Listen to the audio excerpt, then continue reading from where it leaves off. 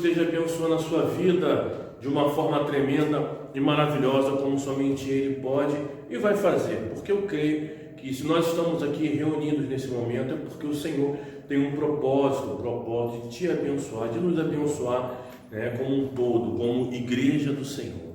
Irmãos, nas últimas noites eu tenho passado um pouco de angústia, trocando as noites pelos dias. E normalmente quando eu fico assim, ao invés de ficar perdendo meu tempo com coisas que não vão edificar, tipo vendo televisão, enfim, perambulando de um lado para o outro de noite dentro de casa, eu me dedico à ministração da palavra e à meditação da palavra de Deus. E nessa madrugada eu estava orando, buscando a Deus, meditando, e algo me chamou muita atenção sobre aquela passagem onde a palavra de Deus ela diz, lá no Evangelho de João, no capítulo 4, onde Jesus, com aquela samaritana, ele diz lá no versículo 23, porém, a hora vem, e agora é, quando os verdadeiros adoradores adorarão o Pai em espírito e em verdade. Por quê? O Pai busca a tais que assim o adoram. Deus, o nosso Deus, o Deus Criador, o Deus poderoso, Ele é um Deus que tem dentro do seu coração o propósito de abençoar toda a sua criação. Todo aquele que cria, todo aquele que gera algo, ele tem no coração o desejo de manter, de cuidar. Só que existe dentro do coração de Deus um desejo específico e uma busca por alguém, por um tipo de pessoa a qual o Senhor ele quer se relacionar. Mesmo sabendo que não somos perfeitos, que somos pecadores, que possuímos falhas, que possuímos erros e cometemos erros diariamente, todos os dias, todas as horas, Deus ele tem no seu coração justamente aquilo que é necessário para que, quando há um arrependimento, o perdão ele seja ali impetrado, manifesto na nossa vida. Mas mesmo assim, irmãos, Deus ele tem dentro do coração dele um propósito, e Deus está em busca justamente desse tipo de pessoa. E quando a gente fala de adoração, adorar é muito mais do que cantarolar, entoar um cântico, tocar um instrumento. Adorar é estilo de vida. E quando a palavra de Deus diz que Ele está em busca de verdadeiros adoradores, é porque existem os falsos. Talvez a falsidade que há dentro de alguém não é aquela falsidade da malignidade, de estar fazendo algo corrompido ou consciente do mal, mas já pelo ato de estar pecando, já pelo ato de estar distante de Deus, já pelo ato do pecado natural, nós, seres humanos, nós estamos distantes de apresentar a Deus uma adoração perfeita. E Deus está em busca justamente desses verdadeiros, que o adoram em espírito e em verdade. Tem que haver um nascimento, tem que haver uma mudança, tem que haver uma transformação. E essa transformação é como Jesus disse para Nicodemos: você tem que nascer da água, você tem que nascer do espírito, ou seja, tem que haver uma ruptura com o natural para o espiritual.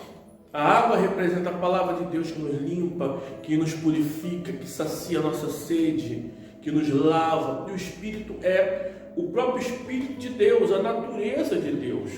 Assim como o filho carrega do pai e da mãe as características daquele que o gera, se nós somos de Deus, precisamos carregar essas características, irmãos. Como é que eu posso estar dentro de uma igreja, dentro de um âmbito cristão, me declarar crente, cristão, praticando as mesmas coisas que outrora lá fora no mundo eu praticava? Como é que eu posso, dizer que hoje eu sou de Cristo, se quem olha para mim não é capaz de enxergar essa natureza, essa mudança, ou seja, a pessoa de Cristo? Adorar é muito mais do que cantar, como nós já falamos, mas é vivermos de acordo com a palavra de Deus. Quando a gente amanhece o dia, se você prestar bem atenção na natureza, a natureza ela adora o Criador. Os pássaros cantam, as flores desabrocham, o orvalho seca, o sol ele se abre. Sabe, muitas das vezes os problemas é como a noite.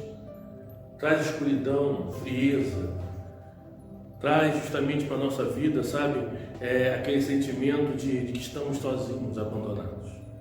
Mas quando nós adoramos a Deus, quando nós servimos a Deus de todo o coração, quando nós somos verdadeiros adoradores, é como o salmista ele disse: ainda que eu andasse pelo vale da sombra da morte, não temerei mal algum, porque a tua vara e o teu cajado me consolam.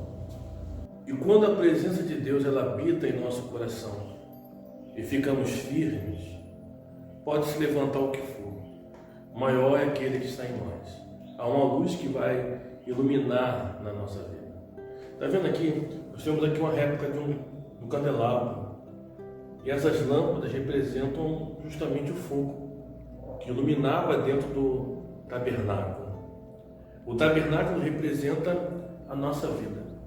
E esse fogo que representa a pessoa do Espírito de Deus representa a presença de Deus em nós. Quando somos verdadeiros adoradores e o Pai está em busca desse tipo de pessoa, o mundo pode estar em trevas e ao nosso redor tudo pode estar uma escuridão.